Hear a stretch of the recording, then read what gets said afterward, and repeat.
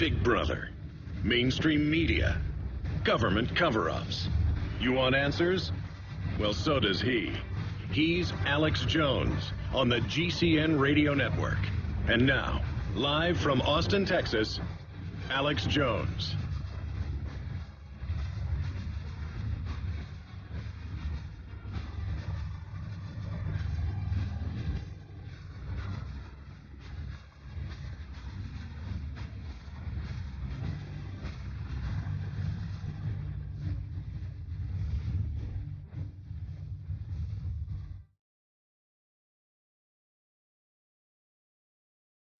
Well, that happens more and more. I'm so busy, so much is going on around here that I've slid in to my transmission command pod here in the info war about 10 seconds late. But we are live, and it is Friday. And 10 seconds from now, it'll be Friday again.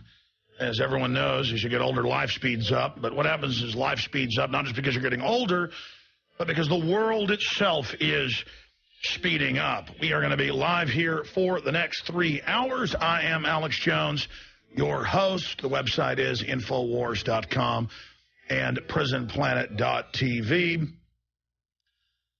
We have Webster Tarpley joining us from Tripoli. He's been on the ground at different government buildings and bombed out facilities, and I'm told we even have footage of Tarpley at a pro-Gaddafi event, so we'll get his coverage of that, along with the video. Also, Mike Gravel, former U.S. Senator and 9/11 truther, will be joining us. Wow. I don't think I've ever heard Lyndon LaRouche come out and say 9/11 is a total inside job and that the government was behind it, but he said that yesterday. That was pretty powerful. Also, Bob Chapman is going to be joining us. We're working on getting Dr. Paul Craig Roberts to pop in today as well, because he was one of the first to say that the Dominique Strauss-Kahn situation was as phony as a $3 bill. I don't like Dominique Strauss-Kahn. For the first few days, I halfway seized upon it. People are like, well, you said he's a scumbag. Well, yeah, he's a scumbag, and this is how globalists act. This is part of the course, and my point was maybe he did it, maybe he didn't. And Roberts was like, no, this is a setup because of what he's done politically.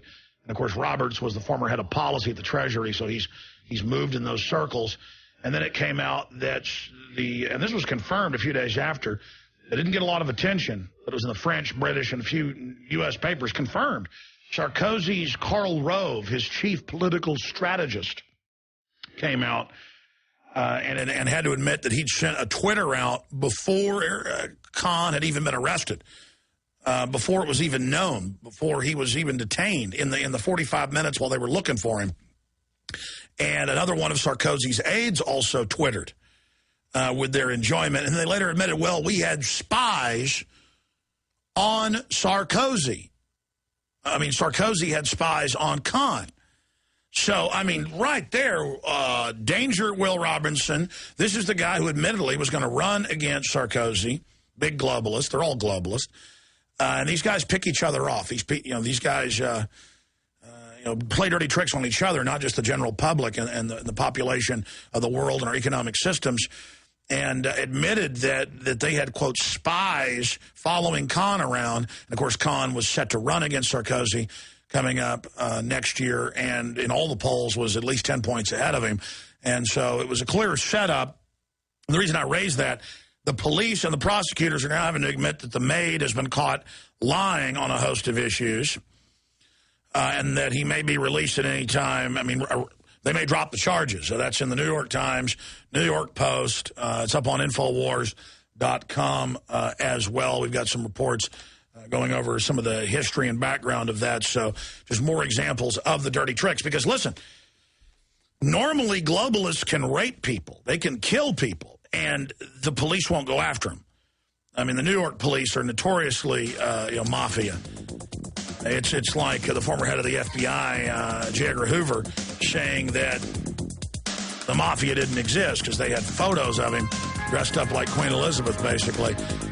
So they only bust you if they want to. And if they have to, they'll frame you. We'll be right back. It's all coming up. All coming up. It is Friday, the first day of July, 2011. We prepare to celebrate the nation's birthday, remembering July 4th, 1776.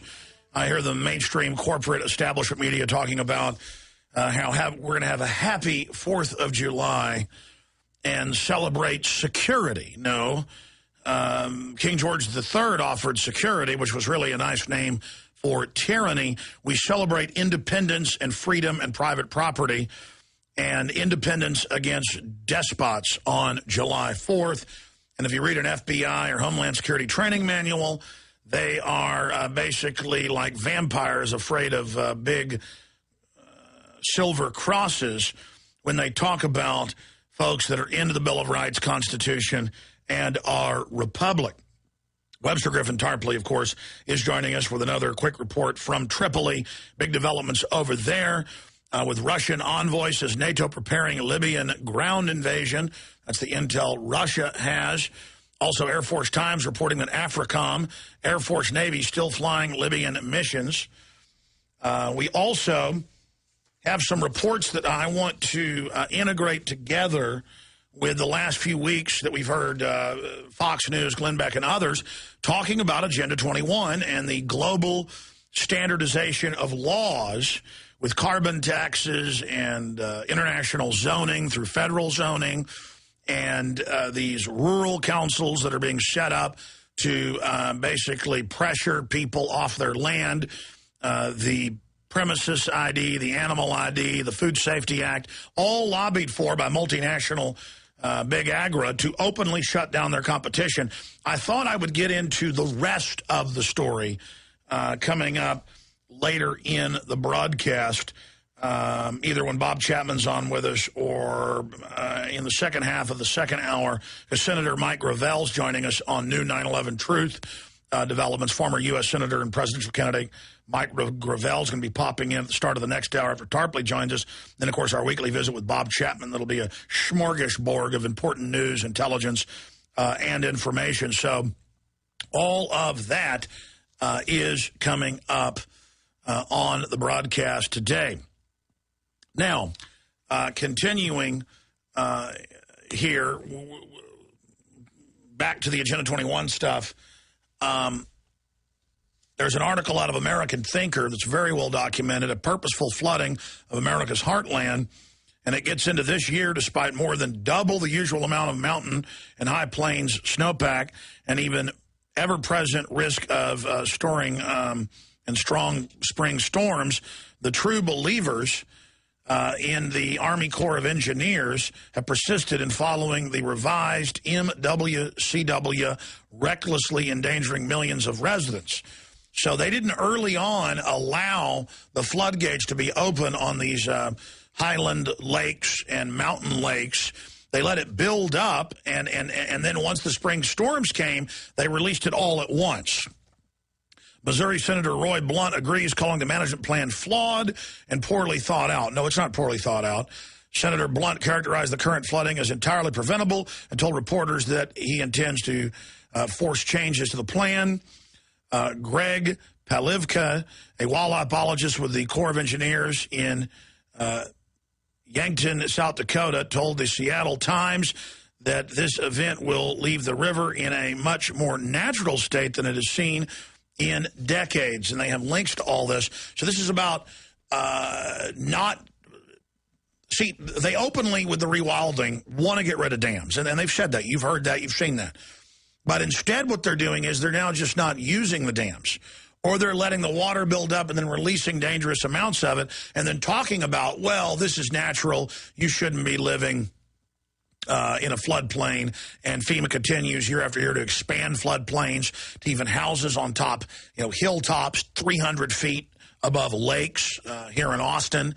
Just asinine type stuff that is going on. And it's all about land grabs, all about power grabs, all about Agenda 21, all about this rural council that ties into the 10 governor council. Continuing here on February 3rd of this year, a series of emails from Fort Perry, South Dakota, Director of Public Works Brad Lawrence sounded the alarm loud and clear in correspondence to the headquarters of the American Water Works Association in Washington, D.C. Lawrence warned the Corps of Engineers has failed thus far to evacuate enough water from the main stem reservoirs to meet normal runoff conditions. This year's runoff will be anything but normal. In the same email, he describes the consequences of the Corps' failure to act as a flood of biblical proportions. This is before any of the flooding began. His emails were forwarded from Washington, D.C. to state emergency response coordinators nationwide. The Corps headquarters in Omaha, Nebraska, which is responsible for the Missouri River system, claims that they heard no such warning from Lawrence or anyone else, considering the wild distribution of the correspondence, the wide distribution of it, and likely reactions from officials in endangered states. Their denials strain credulity or reality, the smell test.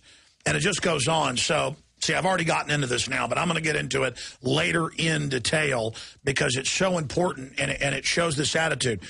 This is a set policy. You can pull up the reports going back to the 60s, but now these ideas have become mainline to not build fire breaks, to not allow on national, federal, and state lands and even private land that they're trying to restrict now the cutting of timber.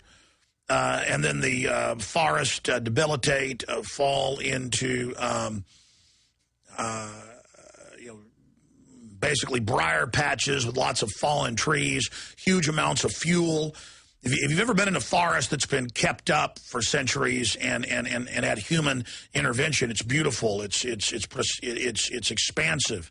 The wildlife pours into it. You go into a lot of these forests that have had a lot of old growth that's died and things and had a lot of different type of insect infestations. It'll look like something out of a Wastelands, Badlands horror movie, and it's just massive amounts of quote, devilish carbon, by the way, that gets ignited by the thunderstorms and lightning storms. And now I'm digressing, but they're not building a lot of new dams. They're trying to get rid of the old dams and have destroyed quite a few. Then when they do have dams, they're using them as a weapon and letting the water go right to the crest. And then once the rain starts, they already have the snow drifts melting. Then the rain comes, and then they release it at once to have the maximum effect. The Army Corps of Engineers are incredible engineers, an incredible history. They've built one of the best inland dam and water control systems the world's ever seen. And suddenly, in the last few decades, they're reversing all of that and using the water as a weapon. It's diabolical, but it's stated they don't want people living in many of the rural areas, and they're going to use water as a weapon. All right, now I'm really blowing a lot of time here. But I'm going to tie that into President Obama's executive order. We talked about this a few weeks ago, but I want to really tie it all together.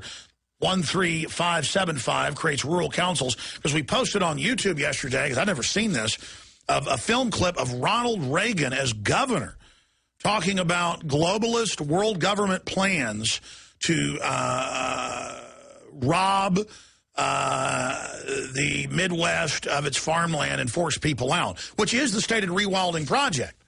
I mean, this is just amazing. So I was blown away seeing Ronald Reagan say this, so that's coming up later.